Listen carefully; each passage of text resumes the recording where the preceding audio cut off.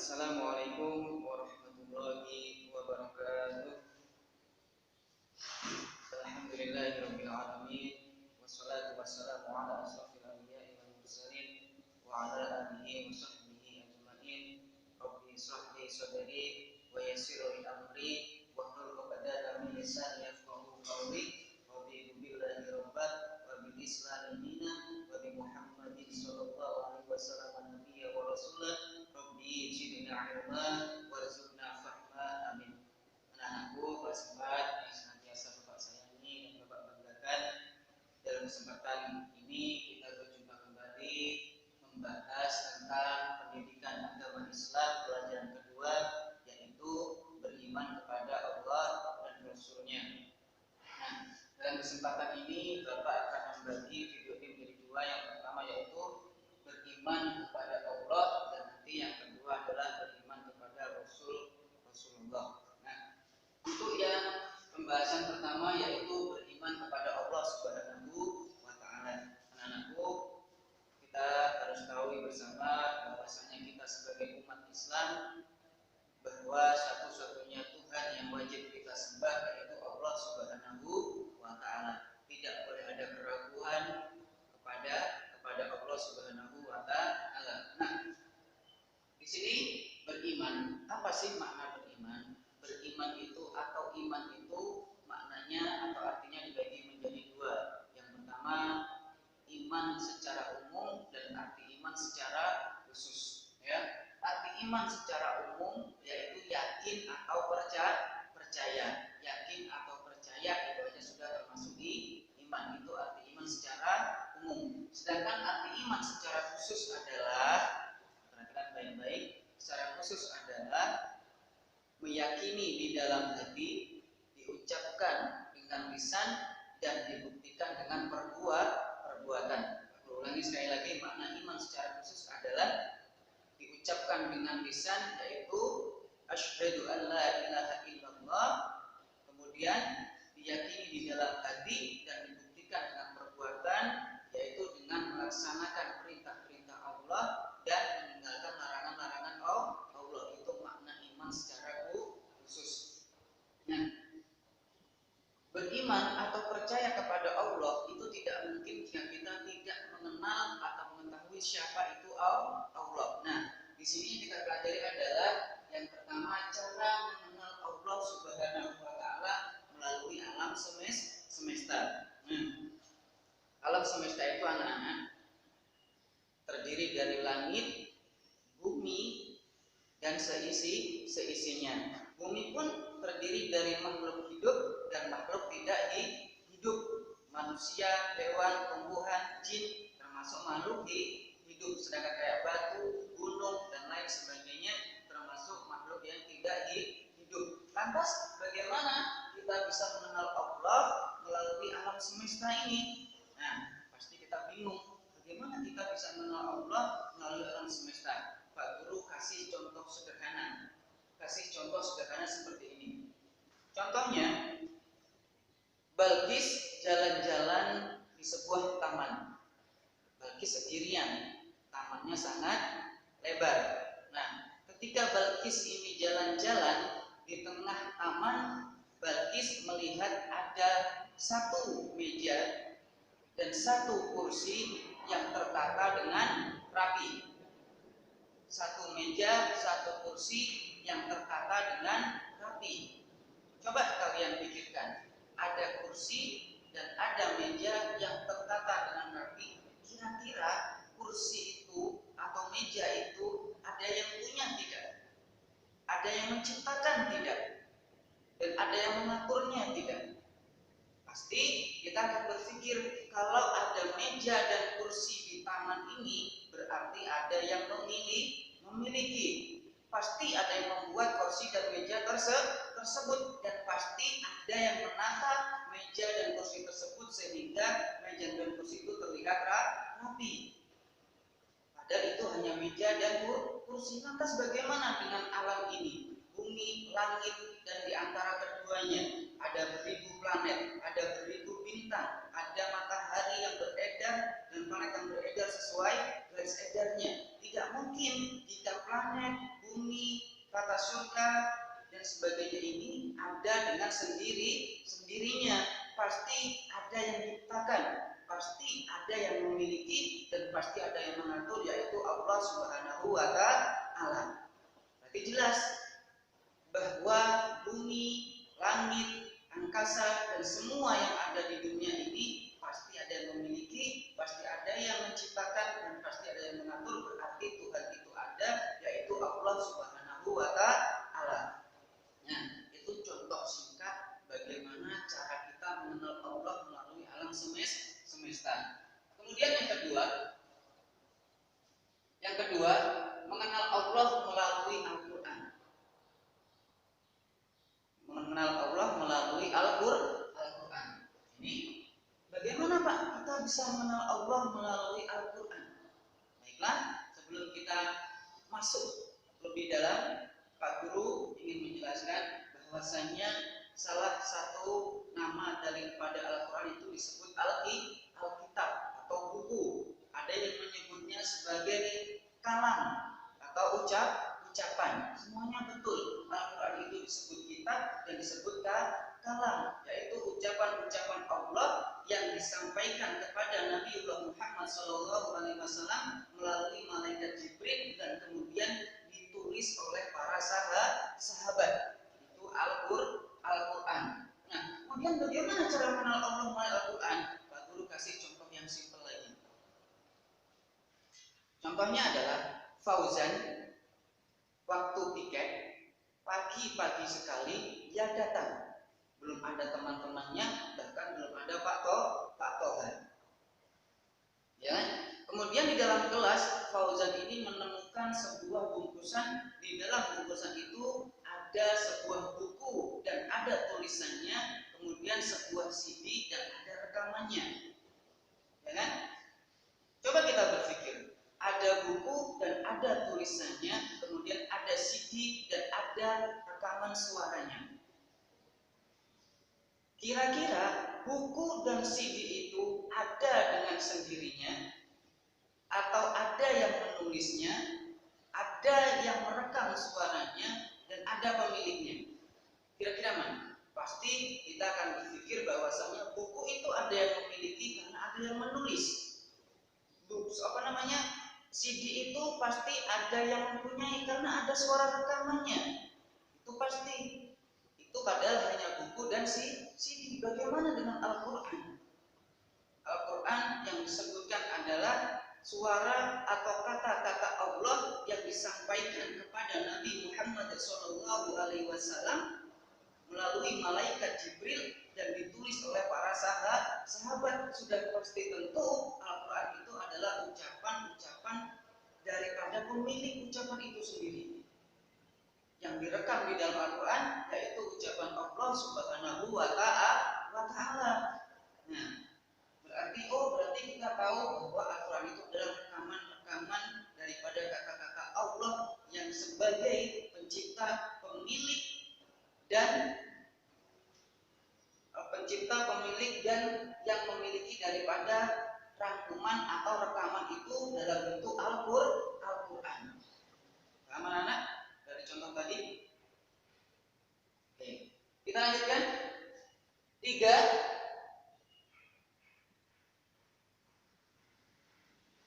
Mengenal Allah melalui Asmaul Husna. Mengenal Allah melalui Asmaul Husna. Apa sih Asmaul Husna, anak? Ya, Asmaul Husna kalau diartikan secara kata asma itu nama, al-husna artinya yang baik. Asmaul Husna artinya nama-nama yang baik. Tentu saja di sini nama-nama yang baik yang kita bahas adalah nama-nama Allah yang baik. Allah itu satu, esa, tetapi julukannya atau penyebutannya atau namanya itu dirangkum menjadi 99 yang disebut dengan Asmaul Husna. Nah, sedangkan yang kita pelajari di kelas 4 ini tidak semuanya sesuai buku pelajaran yang kita pelajari. Di sini hanya 3 yang kita pelajari, ya. Yang kita pelajari hanya di 3 Asmaul Husna untuk membuktikan bahwasanya Allah Subhanahu wa Ta'ala itu satu-satunya Tuhan, satu-satunya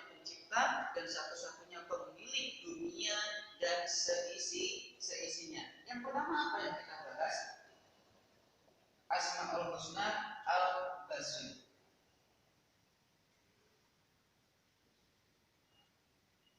Al-Basir yang berarti maha melihat.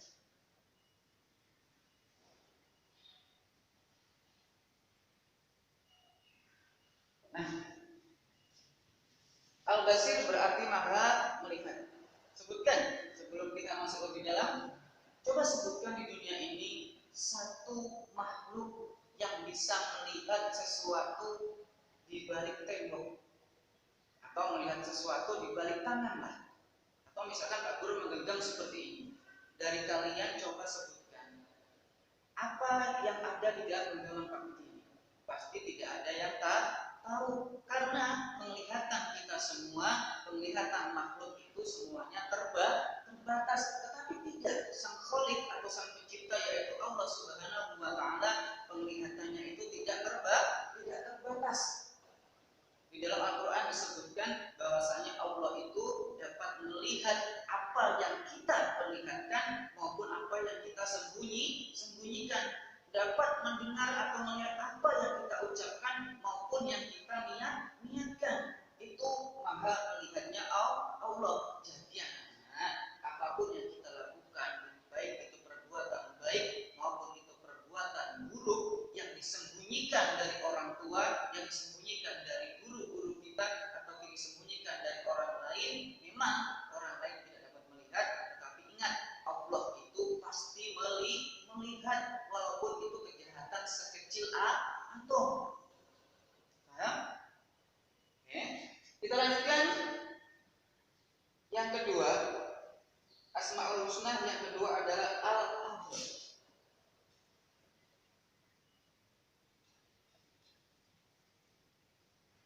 Al-Adl artinya maha adil. Nah, Al-Adl berarti Allah maha adil. Nah, kan? Kalau di dunia ini kita sudah tahu bersama lah, yang namanya pengadilan di dunia ini masih bisa disogok, misalkan masih bisa diberi uang untuk meloloskan suatu kasus misalkan. Tetapi perhitungannya Allah, yaitu nanti di saat yaumul mizan, hari perhitungan amal baik dan amal buruk manusia, Allah turun sendiri untuk mengadili manusia. Setiap manusia dipanggil satu persatu namanya. Fikih Hidayat maju ke depan, berdiri, di belakangnya ada layar yang lebar, diperlihatkan video kehidupannya mulai dari dia balik sampai dia meninggal dunia. Dilihat oleh umat manusia mulai dari zaman Nabi Adam sampai zaman akhir nanti. Diperlihatkan satu persatu perbuatannya, baik itu perbuatan baik maupun perbuatan buruk. Ketika yang dilihat itu perbuatan baik, kita boleh berkata hati, rajin sholat, rajin ngaji. Tapi bagaimana kalau yang diperlihatkan oleh Allah itu adalah perbuatan yang buruk? Kita akan tertunduk malu karena perbuatan buruk kita itu dilihat oleh seluruh makhluk dari Nabi Adam sampai nanti kiamat. Ya kan? Ini keadilan Allah, tidak ada yang disembunyikan sekalipun, tidak ada yang disembunyikan sekecil apapun. Bahkan ada suatu riwayat yang menceritakan bahwa nanti itu ada 2 ekor kucing, yang satu disebut kucing A, yang satunya disebut aja kucing B. Semuanya keduanya dipanggil kucing A, kucing B maju. Kucing A tadi tanyain, wahai kucing A, selama engkau hidup di dunia, adakah kucing B ini pernah melakukan perbuatan buruk kepadamu? Apa ya kucing B? Tidak ya Allah. Kemudian ditanya yang kucing B, wahai kucing B, selama engkau hidup di dunia, apakah kucing A pernah berbuat buruk kepadamu? Kucing B menjawab, iya ya Allah, pernah. Kalau begitu, balaslah perbuatan kucing A sekarang sampai engkau ridho terhadap perbuatan si kucing A. Tetapi jika engkau ridho dan memaafkannya, maka itu akan lebih baik untukmu. Itu keadilan Allah Subhanahu wa taala. Paham anak-anak? Tentang al-adlu, maha Allah maha lanjutkan. Asmaul Husna yang ketiga, Al-Azim.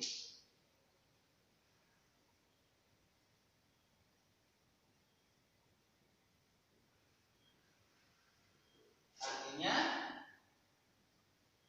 maha besar atau agung. Nah, coba jika kalian lihat makhluk paling kecil yang dapat dilihat oleh mata, semut. Yang kecil sekali. Bahkan ketika semut melihat kita, itu bagaikan sesuatu yang sangat besar, sangat luar biasa.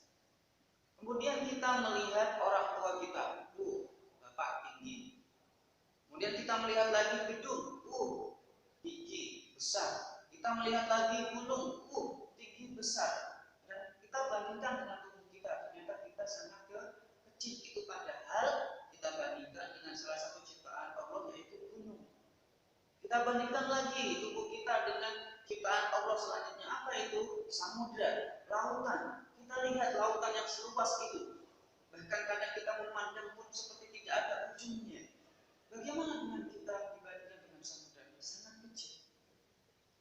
Kita bandingkan lagi badan kita atau tubuh kita dengan ciptaan Allah yang selanjutnya, yaitu bumi, planet bumi. Kita keliling Balikpapan saja, kita sudah ngos-ngosan. Apalagi kalau kita keliling bumi, pasti nggak akan sanggup jalan kaki ya maksudnya. Nah, itu mengartikan bahwasanya kita itu adalah makhluk yang kecil kalau dibandingkan makhluk Allah yang lebih besar. Oleh karena itu, anak Allah yang memiliki sifat atau nama Al-Adl yang berarti maha agung atau maha besar, tidak ada sesuatu pun di bumi ini, di langit dan di antara keduanya itu lebih besar daripada Allah Subhanahu wa ta'ala. Ada sebuah riwayat salah satu makhluk Allah, yaitu yang tugasnya hanya 2 kali, ya kan? Yang tugasnya hanya 2 kali, yaitu meniup trompet pertama untuk memberi tanda bahwa kiamat sudah datang, dan kemudian meniup trompet yang kedua untuk dibangkitkannya makhluk-makhluk Allah untuk kedua kalinya untuk menghadapi penghakiman Allah Subhanahu wa ta'ala. Siapa itu? Yaitu malaikat Israfil. Ya, dalam sebuah riwayat dikatakan bahwasanya kesannya trompet daripada malaikat Israfil itu, ya, trompet. Nah, ujung trompet itu seluruh planet, ya, seluruh angkasa itu berada di ujung trompet. Makanya ketika trompet itu ditiup, semua yang ada di ujung trompet ini berguncang sangat dahsyat. Jika seandainya seluruh lautan, seluruh air di bumi ini dituangkan di kepalanya malaikat Israfil, maka air itu tidak akan membasahi satu helai pun rambutnya. Itu salah satu malaikat Allah, yaitu Israfil, besarnya luar biasa. Tentu Allah sebagai pencipta Israfil jauh lebih tinggi, lebih agung, lebih besar daripada malaikat Israfil. Oleh karena itu anak-anak, kita sebagai makhluk Allah yang kecil, yaitu manusia, janganlah kita memiliki sifat yang seharusnya tidak dimiliki oleh makhluk yang kecil, yaitu sombong. Apa sih kita kalau dibandingkan makhluk Allah yang lain? Dibanding gunung saja, kita itu tidak ada apa-apanya, kecil.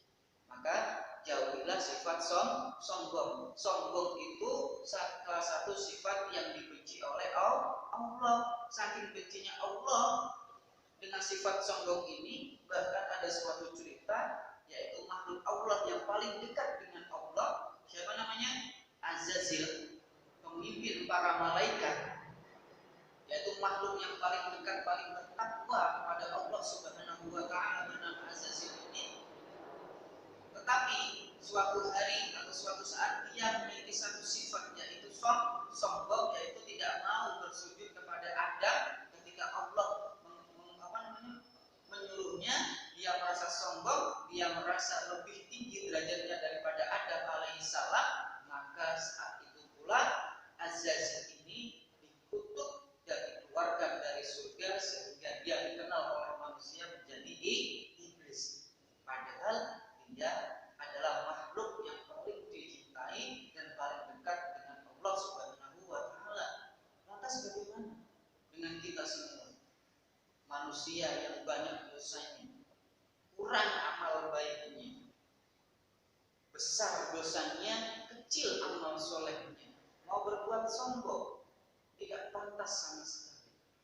Bahkan Allah mengancam, wahai manusia, jika engkau berjalan dengan sombong dan congkak, maka pergilah dari kolong langitku. Itu kata Allah. Kalau kita sudah diusir dari kolong langit Allah, kita mau pergi kemana? Sedangkan semua yang ada di sini